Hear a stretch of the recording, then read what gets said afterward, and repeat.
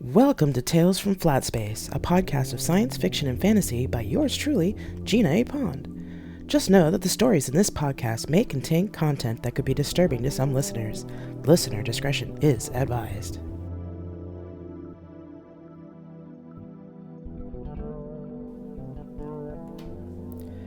So this is Survey, Part 5, The Lost Ones, Chapter 53, John Smith.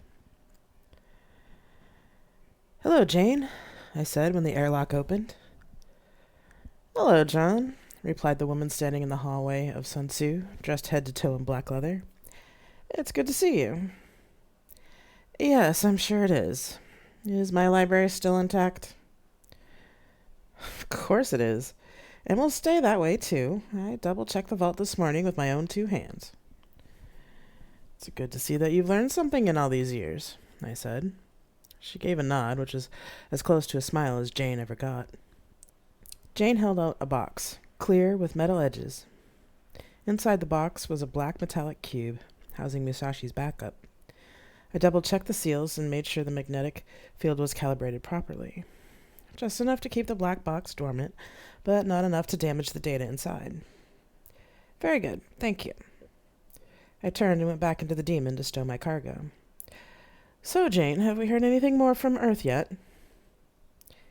She entered the Demon and the airlock closed. "Nothing new yet. They've behaved themselves so far and haven't sent any ships out early. We still have 2 months before we send the drones from Secundus. Hopefully this purging of code won't fuck things up."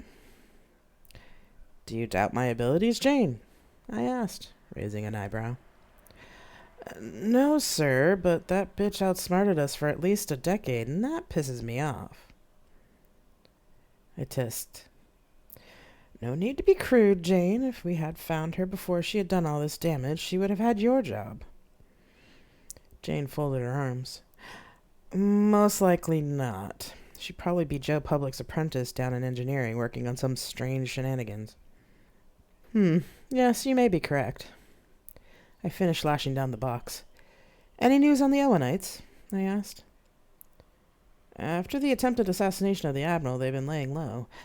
Some of our people are reporting rumors of them waiting for one of the jump drives so they can leave Earth.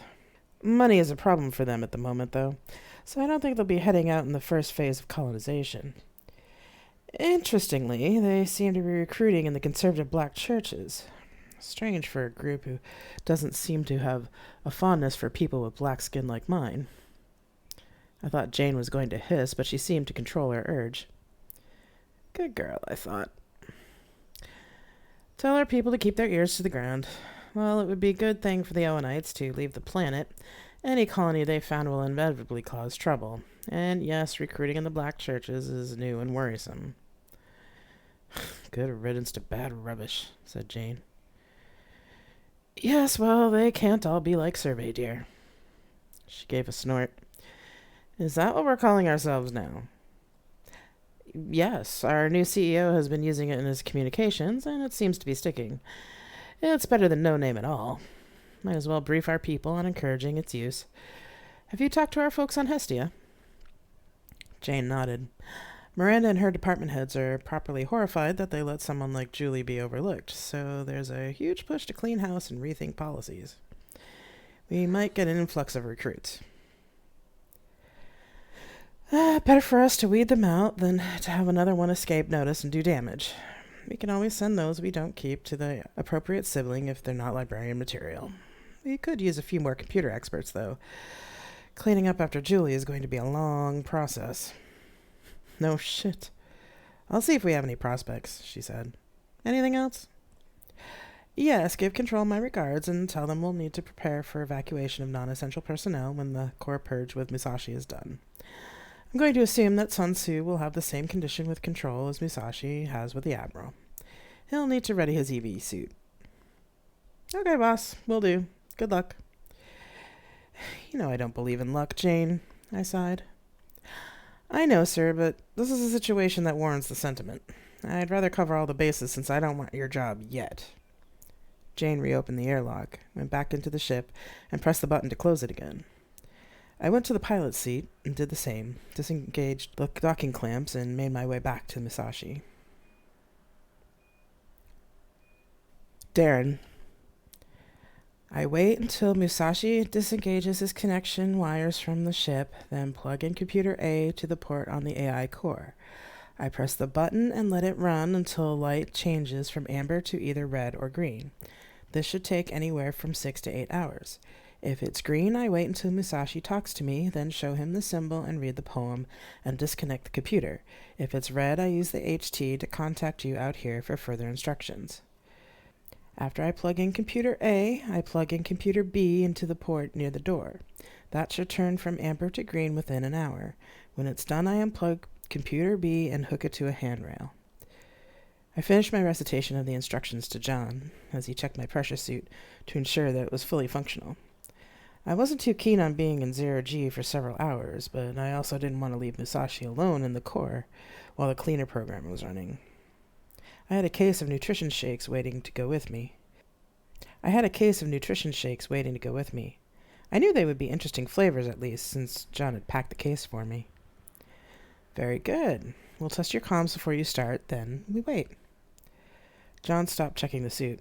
Your suit checks out, Admiral. It's time. I nodded and turned towards the door to the core, turning the wheel until the door swung forward. I stepped onto the guardrailed platform just inside the door. John handed me the shake box first, which I stowed at the end of the platform. Then he handed me the 2 encased computers, each brightly marked with their designated letters. Last came the black envelope with the copy of the symbol and the poem in it. I fastened it to the wall next to the door. I don't believe in luck, Admiral, so I'll just say I hope this works out, John said. Thanks, John, I said. See you in a few hours. John nodded and closed the door. I threw the latch to lock it, turned around. Welcome, Darren, said Musashi. I stared in wonder at the massive ball of electronics in the center of the chamber, connected by large cables to the outer sphere of the room. My lord, that's you? I asked. Yes, this is my primary core. Now that you are here, I can give you the last of my instructions. If it is necessary, you will need to detach my core from the guy wires that hold it in place. Then you should pull the core to the wall, and with your back to the wall, shove the core with your legs as hard as you can to the other side. This will kill me instantly. The autonomic functions of the ship will still work, but the main functionality will be destroyed. I took a deep breath, then repeated the instructions, praying to God I didn't have to use them. Musashi acknowledged that I had had them correct. I took up the radio. John, I've received the last of my instructions. We're ready to go. We're ready out here as well, Admiral, he replied. We'll see you when it's over, said Alex. Yes, I replied, not really sure of what else to say. Darren out.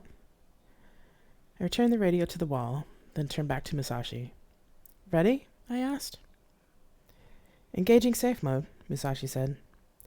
Suddenly all but 4 of the wires detached themselves from the core with audible pops and snaked their way to the edges of the circular room.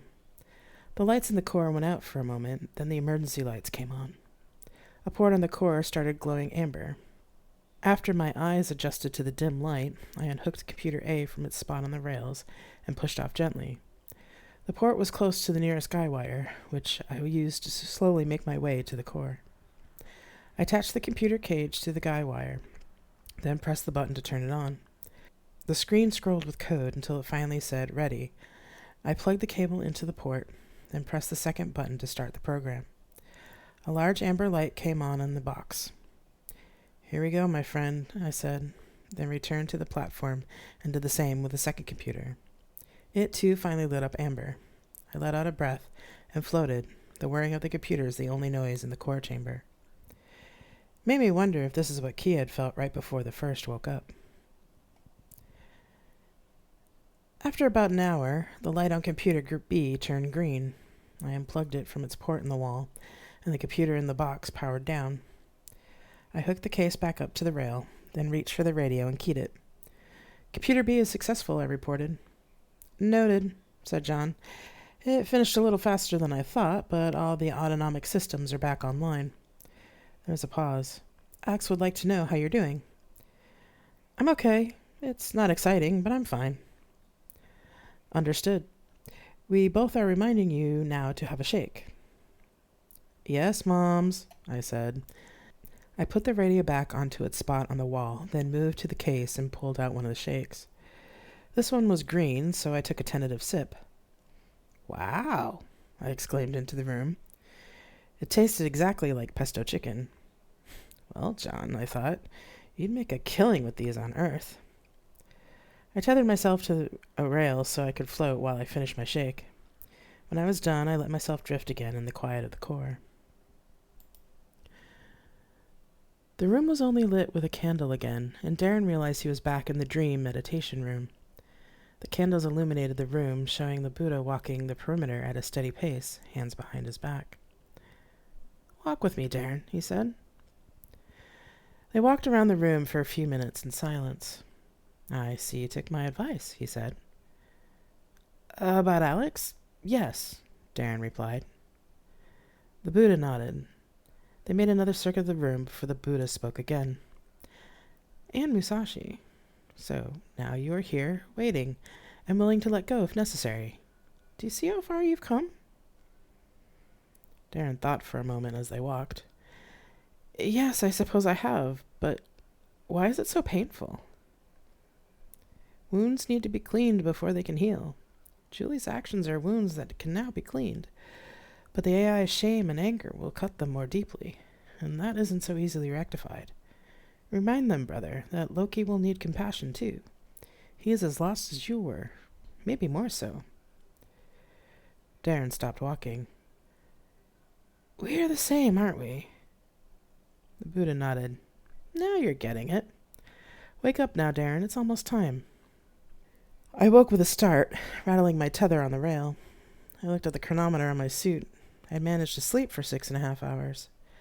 My stomach rumbled, so I pulled out another of the shakes. This time it tasted like chili cheese dip. I shook my head and drank it down. After stowing the empty, I detached myself from the rail and stretched as much as the suit would allow, keeping an eye on the box with John's computer in it. I pulled the black folder off the wall, hoping that Musashi might wake up soon.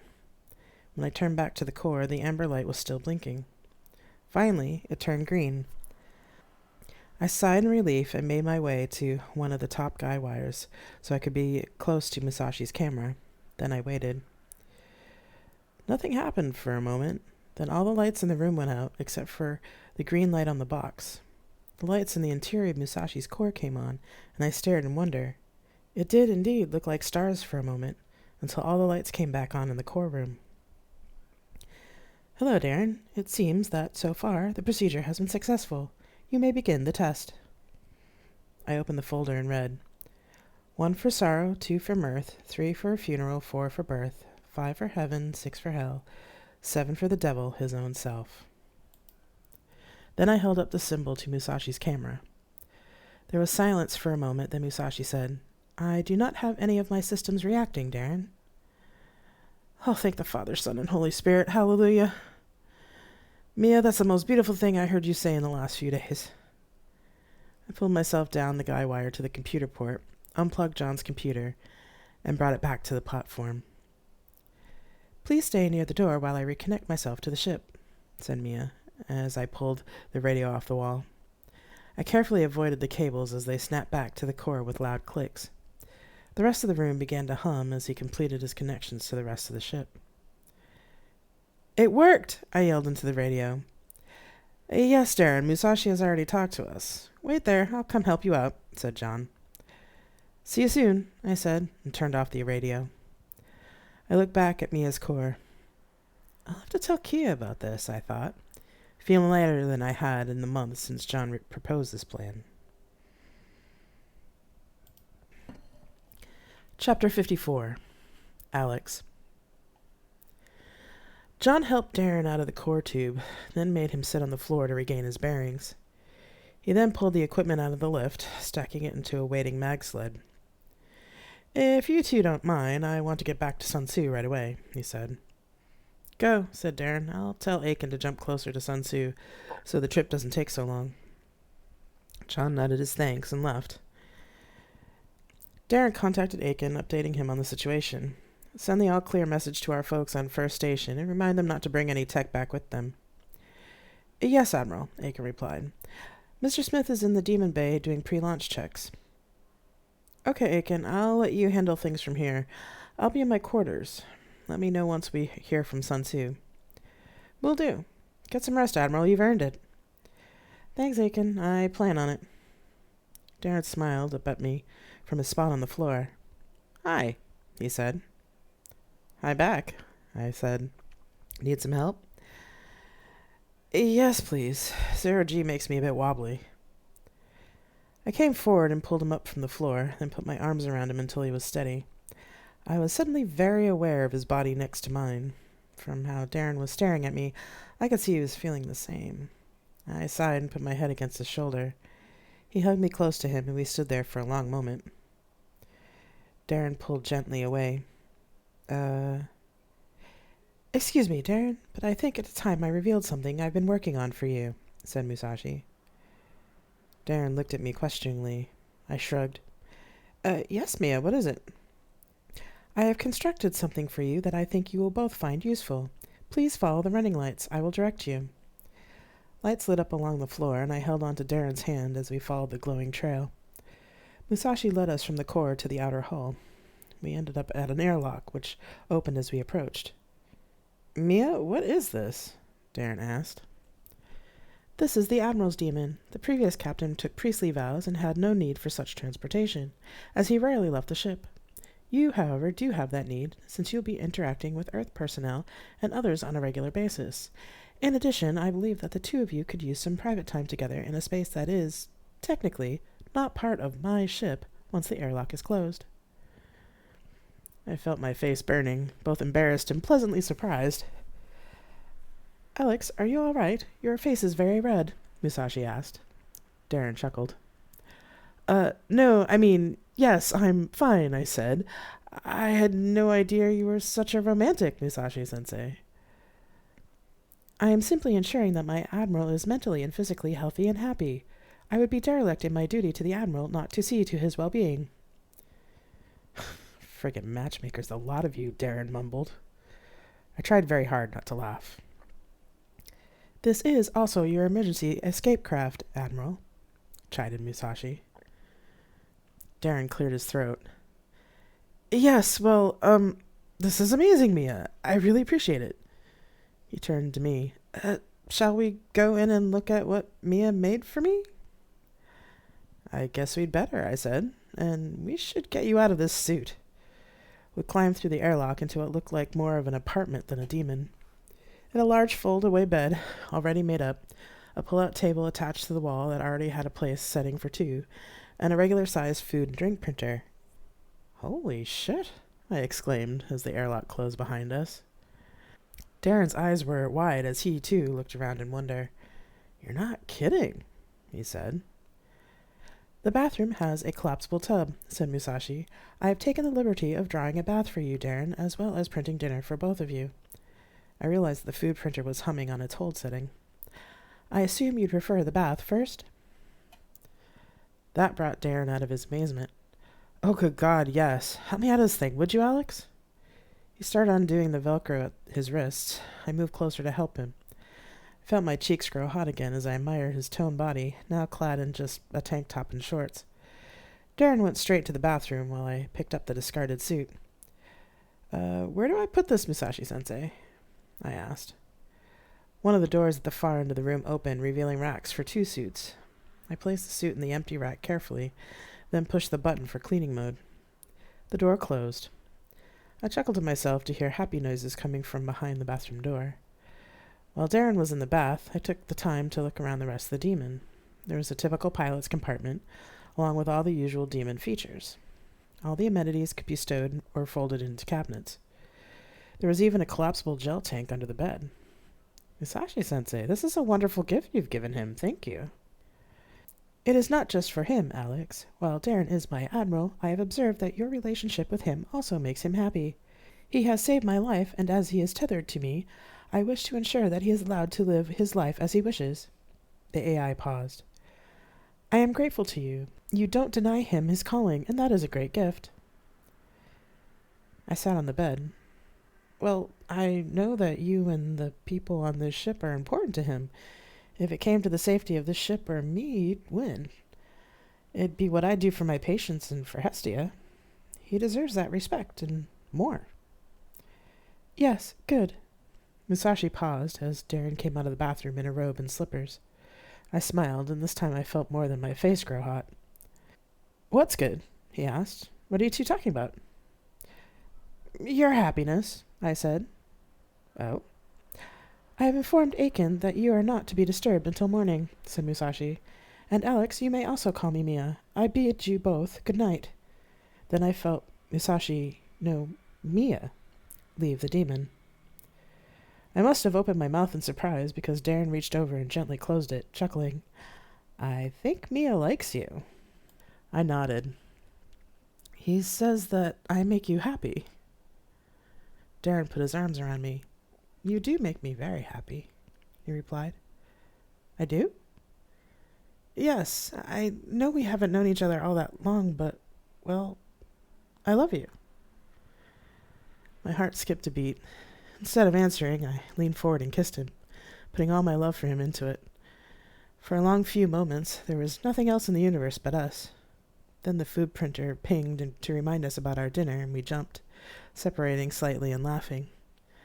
I guess dinner's ready, he said. I suppose so. Instead of getting up, though, I looked him in the eyes. I love you too, Darren. His eyes went wide. You do? Really?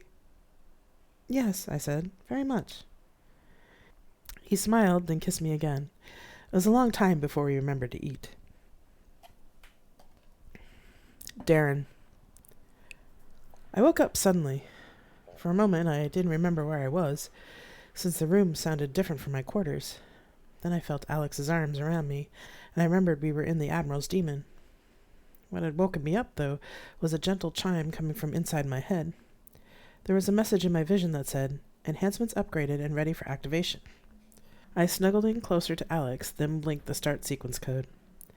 I closed my eyes again when it said processing, and just enjoyed the quiet comfort of laying in Alex's arms as my new enhancements came online.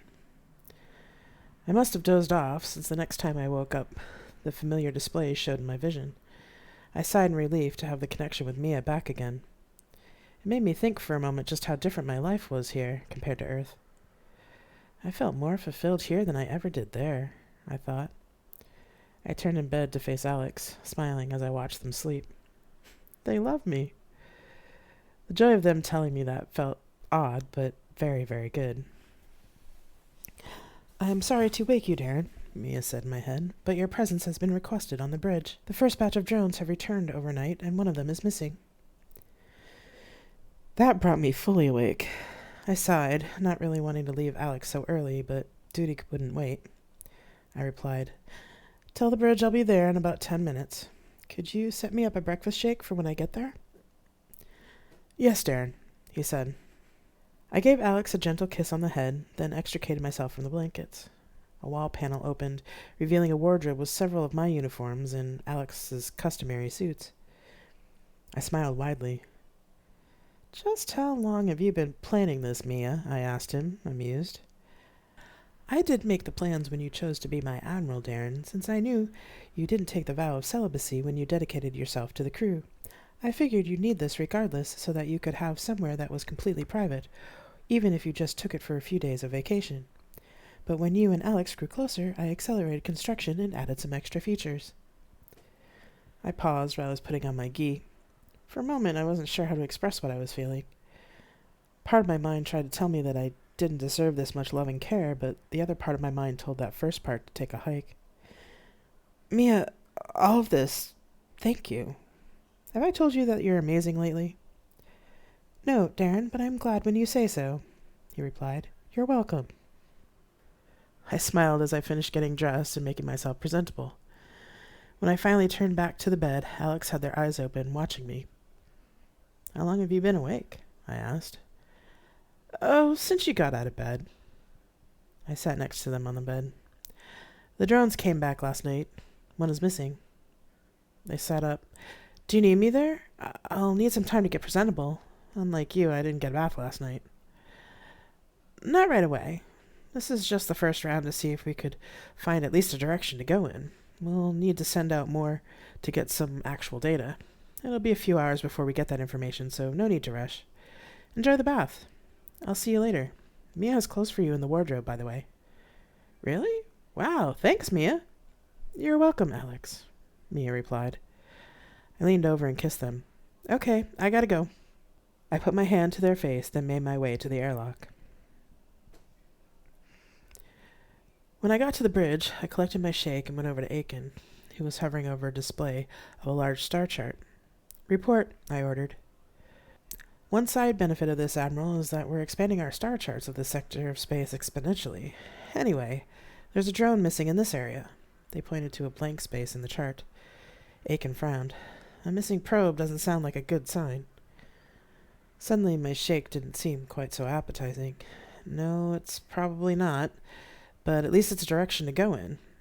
All right, let's start the next stage of the search. Send all 100 drones in that direction, per Mia's plan. Yes, sir, they replied, already executing my order. Send a picket to Secundus asking for more drones and extra parts once he's been rebooted. We'll need them to be able to expand our search once we've got a definite direction to go in. And send for John Smith on Sun Tzu. Tell him to get over here ASAP. Yes, sir, Aiken said. I stood watching them set things in motion. My stomach rumbled and I grimaced, remembering my shake. I downed it without really tasting it, put the cup in the recycler, and came back to stare at the chart again. The empty space filled me with foreboding. I worried that we may already be too late. I hope not, said Mia. He may have been foolish and manipulated, but he is my brother. We'll find him, Mia. One way or another, we'll find him. Chapter 55. Alex. Auntie Alex, it was so scary. The lights were out for a long time, and I couldn't talk to Hestia. Did she do something bad and get put in timeout? No, sweetie. Hestia was sick. Remember what it's like when you get sick with a cold and we give you medicine so you can sleep and get better? Well, Hestia had to sleep for a while so we could give her special AI medicine. Oh, is she still sick? Do AIs get the sniffles? Lizzie asked, all curiosity instead of fear now. No, she's not sick anymore, Lizzie, and I don't think AIs really get the sniffles. You could ask Hestia, though.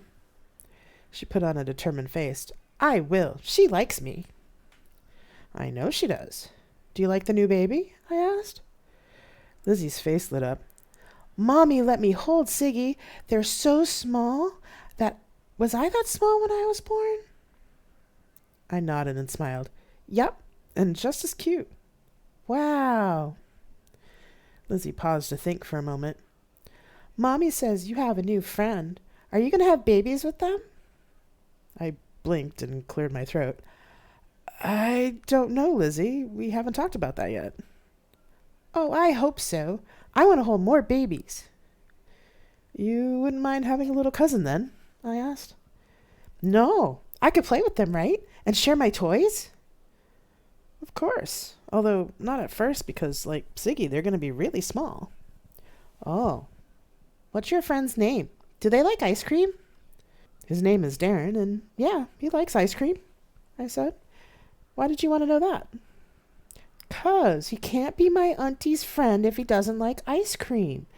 He wouldn't be a good friend if he didn't like the same stuff as you. I tried not to laugh. Well, Lizzie, sometimes it's okay for friends not to like all of the same things. It makes being friends much more interesting. I'll tell you what. After I come back from this assignment, you, me, and Darren will have ice cream together. Then you can tell me if you like him or not. Okay. I heard the sound of the door opening behind Lizzie. Mommy, Auntie Alex, me, and Darren are going to have ice cream when they come back. Really? Is that so? Yeah, and Auntie Alex says I can decide whether I like Darren or not. Hannah stepped into the frame of the tablet, one hand holding the baby and the other hand to her mouth. She cleared her throat and said, Well, that's not a bad idea. Sweetie, why don't you go play in the other room with Daddy? I'd like to talk to Auntie Alex and show them your new sibling, okay? Okay. Love you, Auntie Alex, she said, waving. Love you too, Lizzie. I yelled as she ran from the room. Hannah sat down in front of the screen, laughing. When did she get so protective of me? I asked. When she got old enough to have a crush on you, she replied. Oh no, seriously? Yep, but like you said, it's manifesting in her being protective of you. She's been going around saying that Auntie's new friend better be nice to my auntie or I'll be mad. I have no idea where she learned to share like that, Hannah said innocently. I laughed. Well, she certainly had good examples. I'll make sure Darren knows that he has to interview with my nibbling before it's official. Did you get the birth video? Hannah asked, changing the subject. Oh, yes, it was beautiful. Little Siggy was stubborn, eh? She nodded. Coming out, anyway, although he's been much more chill than Lizzie was at his age. She held the baby up. Say hi to Auntie Alex, Siggy. Hello, Siggy, I said, and proceeded to make baby noises for a few minutes. Lizzie asked if Darren and I were going to have babies. She's getting so smart. Hannah shifted the baby while chuckling. So, are you? I don't know, I shrugged. Everything's still so new, and we have this investigation, and... You love him? She asked. Yes, very much. I blushed. Well, that's the important part, right? Everything else will work out in its own time, no matter what Lizzie wants. She smiled that smile where she knows she's right. I grinned, conceding. You were right, though. I found a cute soldier to sweep me off my feet. I just didn't expect it to be the Admiral. Well, you do deserve the best. Hannah, I exclaimed in mock offense. We both laughed again, then I sobered. We'll be leaving again soon, and probably be gone for anywhere from a few months to a year. I paused. I miss you all so much. We miss you too, Alex, love. But we'll be all right. You and Darren both will need to come and visit as soon as you can when you get back. Lizzie needs to do her evaluation of your new squeeze, you know. I sighed. I just feel bad for being away for so long. This is your job, your calling. You're needed there. Tom and Lizzie may not understand it fully, but I definitely do. Go do what you have to do, then come back. We'll be here. Siggy started fussing, and she positioned them so they could breastfeed. Oh, and Tom took your advice about Tanya. They're seeing each other on the regular now, and she's helping take care of Lizzie and Siggy every so often so we can get some alone time.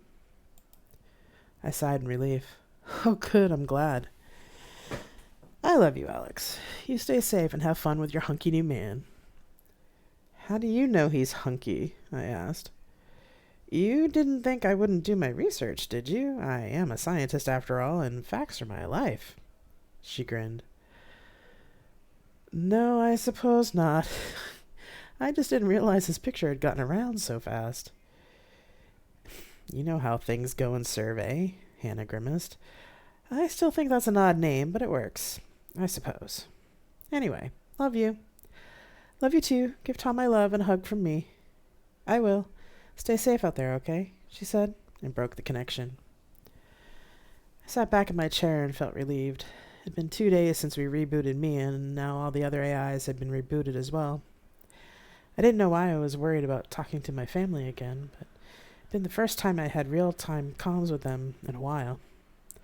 While I did feel bad about having to leave them, I was also pleased that they found a way to live without me.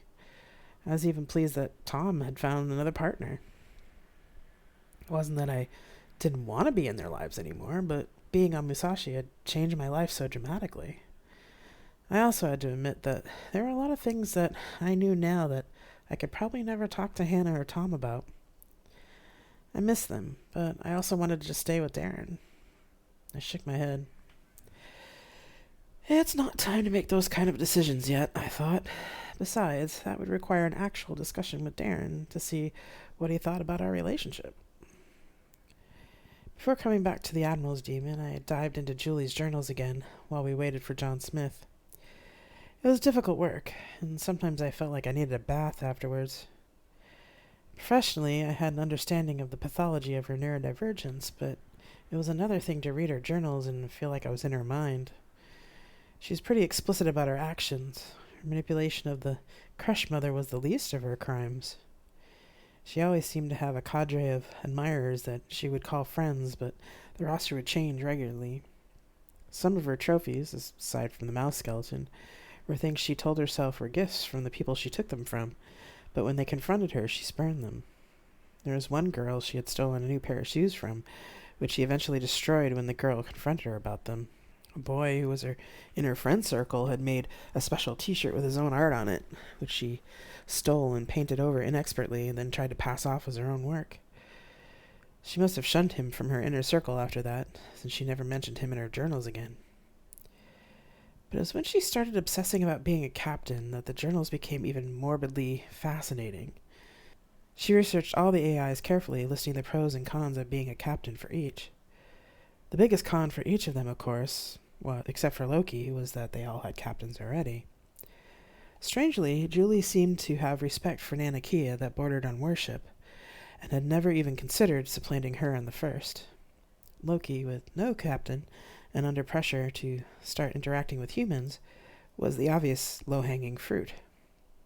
Loki was a sitting duck, I thought. I sighed and looked at the bed. A nap wouldn't be a horrible thing right now.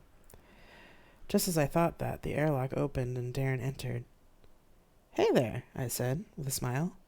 "Oh, hi. I thought you were still in the skiff." He came over and sat across from me. I decided to take a break, and then Mia let me know that we were back in real-time comms range of Hestia, so I gave Hannah a call. "Oh, good, I'm glad. I could tell you were worried about them," he said. I was. It was a good talk with Hannah and Lizzie, since I figured the whole reboot would probably have been scary for her. She's getting so big now, and apparently is very protective of her Auntie Alex. We have an appointment with her for ice cream when we finish this investigation. "Oh, sounds serious," Darren said with a grin. "Well, for her approval, apparently, you first must like ice cream, which I assured her you did, and second, you have to be nice to me or she'll be mad." I repeated the conversation I had with Lizzie to him, and he nearly choked when I told him the part where Lizzie asked about babies. She is a bright little nibbling. "Absolutely," he said, laughing. "I'll have to reassure her during my acceptance interview then. Maybe I'll win her over if I buy the ice cream for her?" "Oh, most definitely." We laughed a bit. His presence felt like a bomb after going through Julie's notebooks all morning. "You're back early, though," I said. He nodded, then got up and went to the drink dispenser. "Want anything?" "Soda water's fine." He dialed it in and handed me my glass, then went back for another nutrition shake for himself. Aiken practically ordered me off to the bridge. Apparently I was hovering while they were going through the data from the second set of drones, and my stomach was rumbling too loud. I also just got a message from John that he was on his way back, and he also has declared that if Mia was able to clean them, that I should start going through Loki's memories. He fiddled with the cup his shake was in, not really interested in it anymore. I took his hand. "You don't have to do it alone, Darren. I'll be with you." "But don't you have to finish going through the notebooks with John?" he asked. "I do, but really I don't want to do that all day. Plus, a lot of the content is math and programming that I don't understand. I can work on those half the day, and then work with you on the other half. We could do it here or in your regular quarters," I suggested. "No, not here in my quarters. These are my sanctuaries. I don't want to have to associate that with the memories. I was thinking of using the meditation room. It seems to be the right place to deal with this kind of thing. Leo could help too. He is a priest after all. Granny Jeanette always said that sometimes you need a friend and sometimes you need a priest. I have both." He sighed. "I'm not looking forward to it, Alex. What if seeing through Loki's eyes brings up what happened with my ex?" "It probably will, Darren. John can't force you to look at those memories, and we can always watch them on tablets. We were planning that anyway before we cleaned up Julie's code. Yes, there are things we'd probably not get from the memories by watching them, but most important part is to know that what she did to him. If you still really want to do this, then we will. And if you start to dissociate, I'll order Mia to stop." I will agree to that prerequisite, said Mia.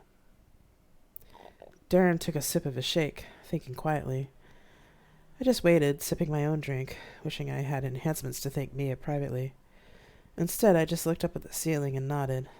I had the feeling that Mia understood. There's a part of me that really didn't want Darren to have to go through the memories, and would be okay with it if he didn't. The other part of me realized that if I ever had a chance to see his ex-husband, I'd probably punch him. That surprised me, as I'm normally a pacifist. Okay, I still want to go through them, but I'll agree to stop if I dissociate. I just feel that I'm not doing enough, and I want to do something instead of just waiting for probes to come back, he said. You've been doing a lot, Darren, more than you think.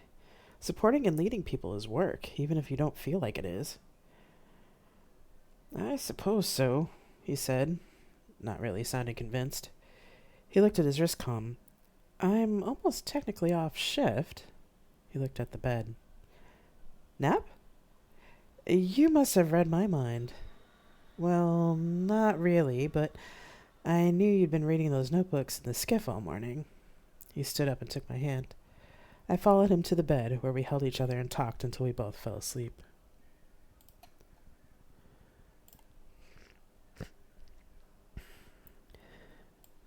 Chapter 56. Darren. Have we determined which star was the culprit? I asked Aiken and Mia on the bridge the next morning. Yes, Admiral, Mia said. The original drone was tasked to visit 10 stars in sequence. When it failed to return, we sent another 10 drones, 1 to each star. All returned except the 9th, so it is clear that something happened there, and probably something bad. I recommend that we jump 5 light years out from the 9th star and start the next phase from there. Aiken nodded. The engineers have received more drones from Secundus. We now have enough raw material to build more ourselves, as well as more pickets of other types. We're pretty much ready to go as soon as John Smith comes aboard. I wonder what's taken him so long, I asked, not really expecting an answer. I'm not sure, said Aiken. His last transmissions were from Secundus, but that was nearly 12 hours ago. Huh. I thought he already finished rebooting Secundus and got back to Sun Tzu. There's a demon on approach, said Mia. Aiken went over to the console. Looks like Mr. Smith's demon, because it just suddenly appeared out of nowhere and is asking for permission to dock. Spooks, I said to myself, shaking my head. All right, get him in here as fast as possible. Mia, jump as soon as he's docked. I'm going down to meet him myself. Bay 2, Aiken called after me as I left the bridge. John Smith came through the docking tube into the waiting area holding an old-fashioned leather briefcase. He nodded his head in greeting. Good afternoon, Admiral. I apologize for the delay in returning. Secundus and I found something that we think you should know about, but we didn't want to use regular comms for it. I recommend that we move to the skiff. Interesting. Okay. Mia, is Alex still in the skiff? I asked. They have gone to the kitchen for lunch. I will let them know to return to the skiff. Tell them to finish making their lunch, and if they don't mind, could they bring something for me? I'd like something a little more solid than a shake. They will be in the skiff in 15 minutes and will bring lunch for both of you, Mia replied. Thank you, Mia. John? I said, and motioned towards the hallway. He gave a curt nod and went through the door. When we arrived at the skiff, he sat at the table and put the briefcase precisely in front of him. I'd like to wait until Alex arrives so I don't have to tell this twice, he said. Reasonable. Good work with the other AIs, by the way. Yes, thank you. All the reboots went smoothly, even the firsts. Secundus's and Lucifer's. However, Secundus found some things after the reboot that were not previously visible to him. Lucifer is now running his own investigation. Really? I said. He replied, yes, but said nothing more. After about 5 minutes, the doorbell rang, and I got up to let Alex in. They were carrying a tray with 2 bowls and a large handleless mug. They put it on the tray in the middle of the table, 1 bowl in front of me and the mug in front of John. What is this? John asked. Chicken vegetable soup, my partner's recipe. Ours has all the chunks, but I blended yours up. John looked surprised. Oh, Thank you. He took a sip. Excellent. You're welcome, Alex said, then sat down. Yes, well, John said, clearing his throat. When I went to Sun Tzu and after Control performed the reboot, I made more computers for my agents to bring to the other AIs. Then I performed the reboot on Secundus by his request. After that, I went to the first to help Nanakia with their reboot. When that was done, Secundus contacted me and asked me to come back. It appears there were several blank spots that Secundus could now see, and one was a space between the inner and outer hull near the main maintenance bays. He opened the briefcase and brought out his tablet, tapped it, and handed it to me. We found a body. What? Exclaimed Alex, as I took the tablet from John. I pushed my soup away as I looked. In front of me was the picture of a perfectly desiccated human being with a look of pure terror on their face. God have mercy, I said, and handed the tablet to Alex. Fucking hell, they said. She put them in there alive? Yes, it seems so. The forensic work suggests it happened right before she left with Loki. Secundus remembered this person and had thought that he had left with Julie and the others on Loki. The most disturbing thing is that there is no record of what happened, even with the reboot, which means she used her code to delete the visual, audio, and text records. I've asked all three of them to go through their archives to find any other holes in their records. I'm guessing we'll find more. I pray we don't find more bodies, I said. I hope not either, but we have to be prepared for it, John said. Alex looked a bit green as he handed John back the tablet. I can understand why you didn't want this public. Murder is extremely rare in Survey. John nodded. Almost non-existent. In fact, most crime is, since we have no scarcity. Most major crimes are those of abuse and passion, and a percentage of those are carried out by the neurodivergent before they're identified and put into therapy. He paused for a moment, sipping from his mug. This man's name was Jordan Dempsey. From what I understand, he became part of her inner circle on Secundus when she transferred there to be Nigel's apprentice. I'm not sure if we should inform the family at this time, since he's been presumed dead with the rest of Loki's crew.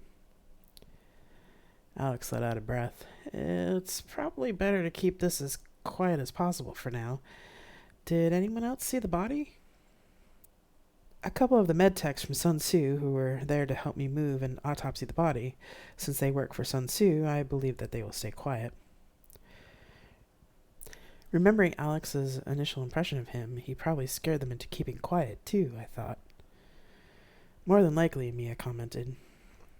But the medical staff do take their oaths of privacy seriously, even if they are med techs from the library. I'd almost forgotten that Mia could now hear conversations in the skiff through me. Most medical staff do, even on Earth. But John is a bit scary if you don't know him, I said. Indeed. Does Musashi-sensei have a comment? Asked John. I grimaced. I'm still pretty obvious, huh?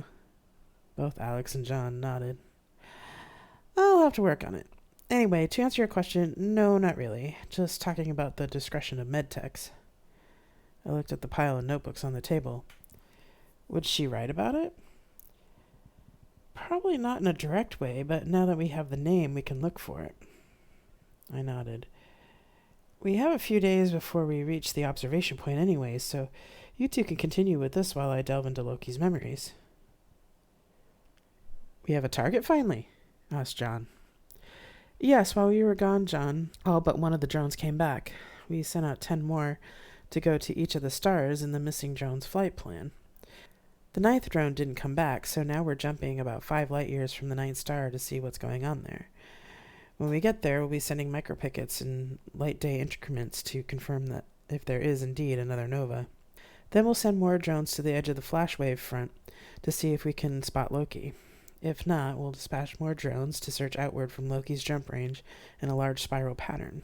Musashi theorizes that if a nova happened, Loki's emergency systems would have kicked in and jumped him as far as he could possibly go. Why so many drones? Alex asked. Relative to the distance involved, the speed of light is very slow. The drone's cameras can only pick up images that have had time to reach their positions, even though they can jump much faster than light. Since Loki may be damaged or in safe mode and unable to communicate, we can't really rely on any kind of beacon. So it's like trying to find a very small, matte black needle in an enormous haystack at midnight, explained John. Yes, exactly, I said. When we get it, the visual will also give us an idea of how much damage there is, or if he's damaged enough for his mind to be dead, or worse, if he were completely destroyed. The idea of Loki being lost forever weighed heavily in the room. Alex nodded. Understood, said John, as he stood. If you'll excuse me, now that we've all been briefed, I will be my demon. It has been a long few days, and I wish to sleep.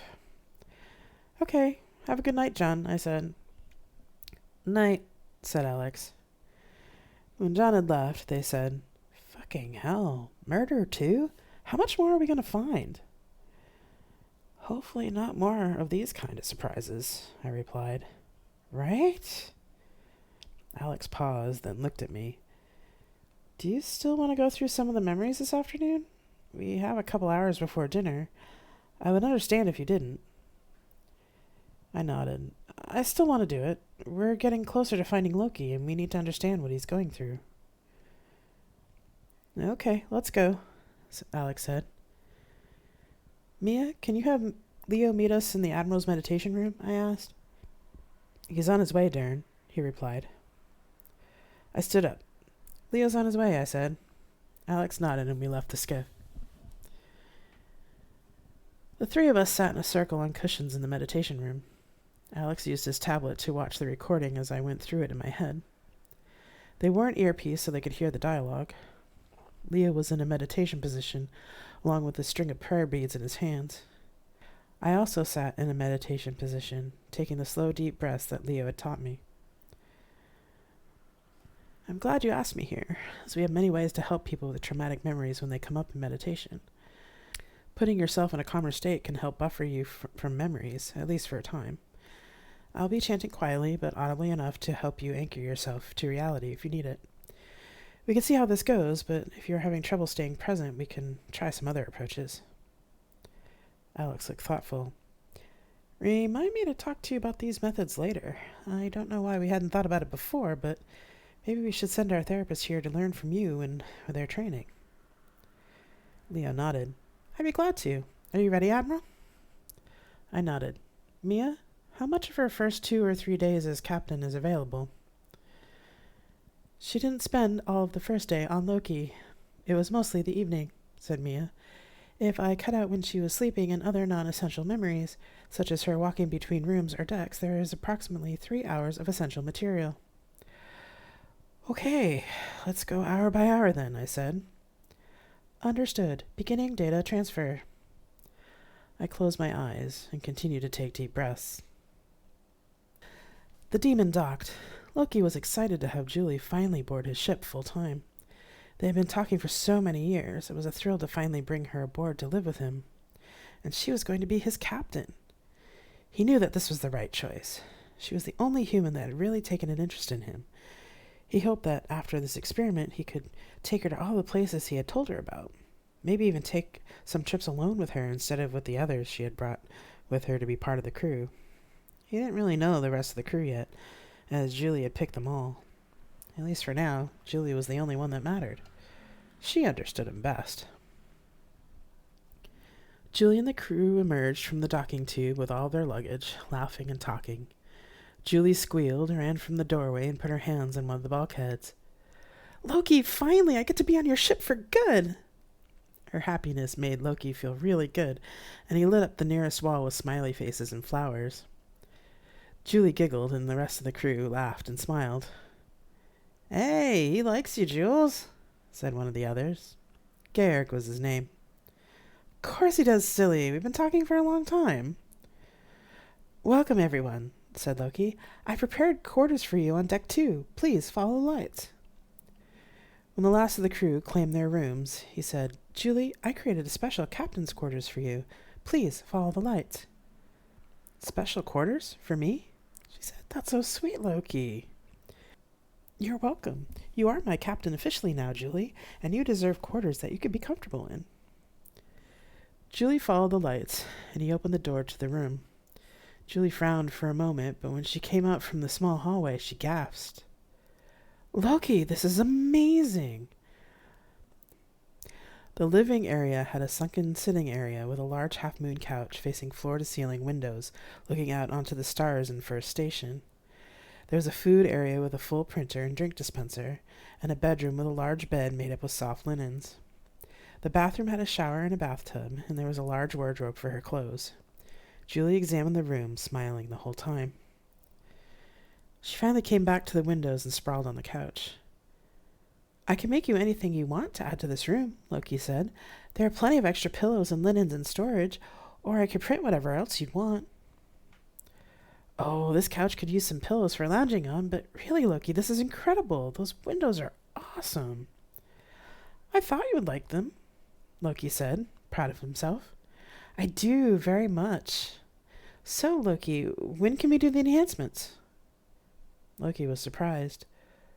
Well, whenever you like, Julie. Although, wouldn't you like to relax for a while first?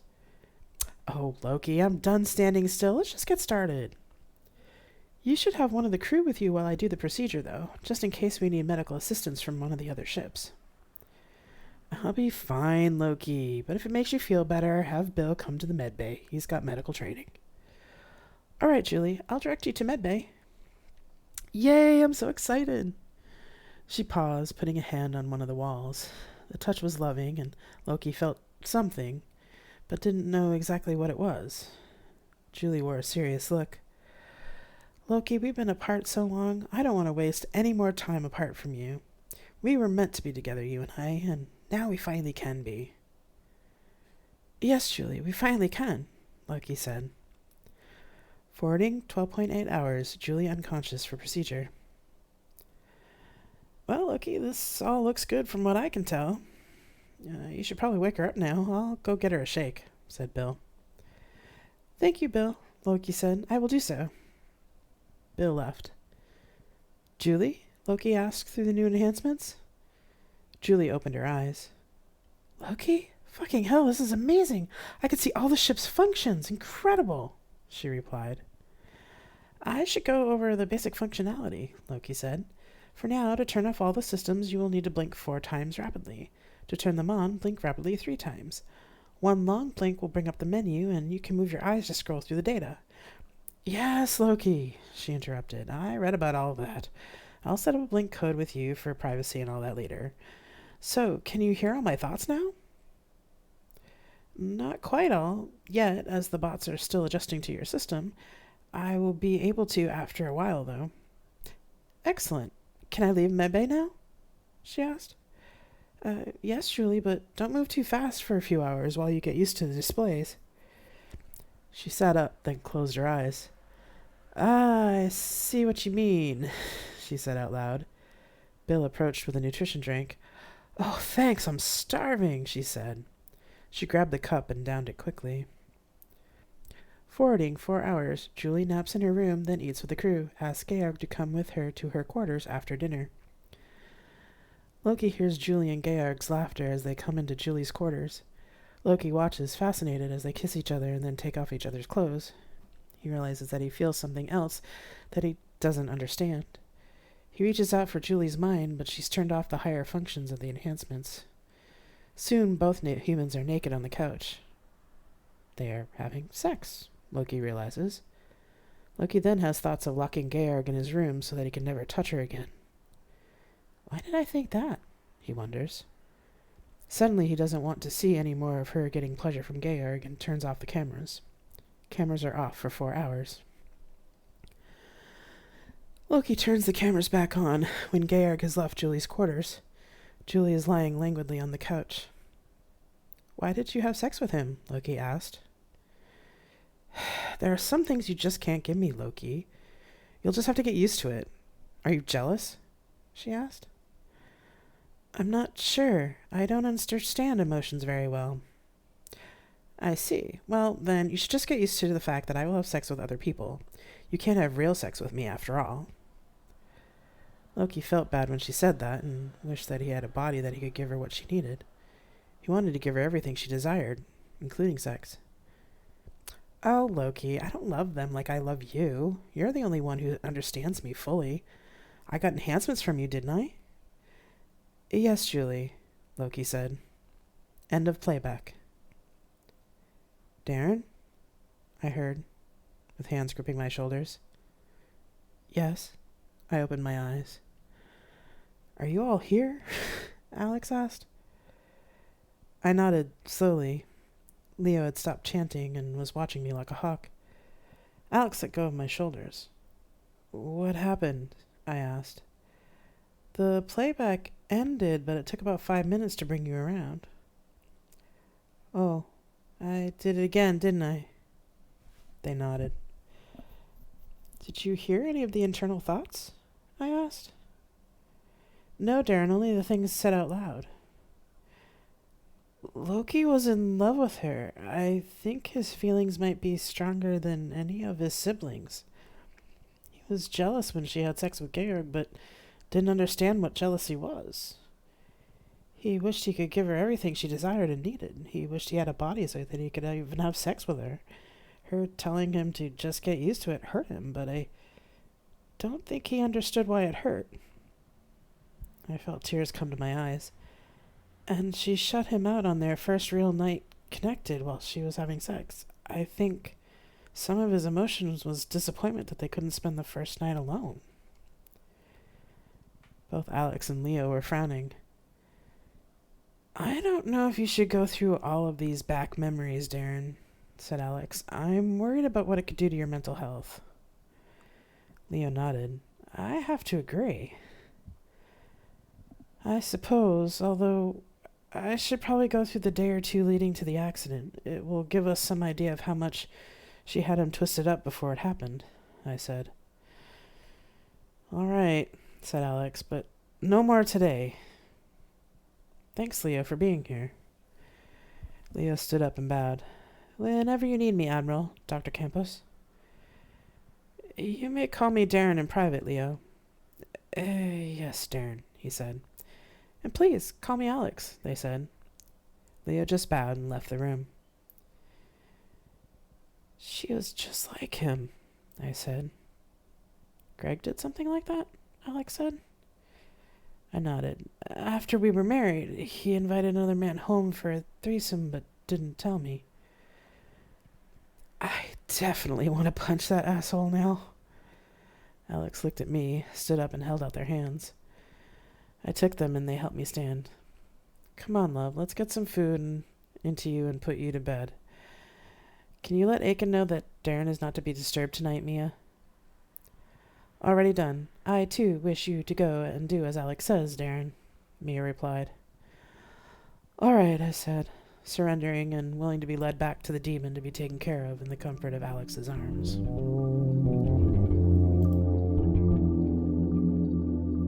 You have been listening to Tales from Flat Space. If you want to support me in my writing, there are many ways to do it. Share this podcast, follow me on my Twitch channel, or buy my books. All you have to do is go to revginapon.net and click on the relevant links. Thank you very much for listening, and I'll see you next time.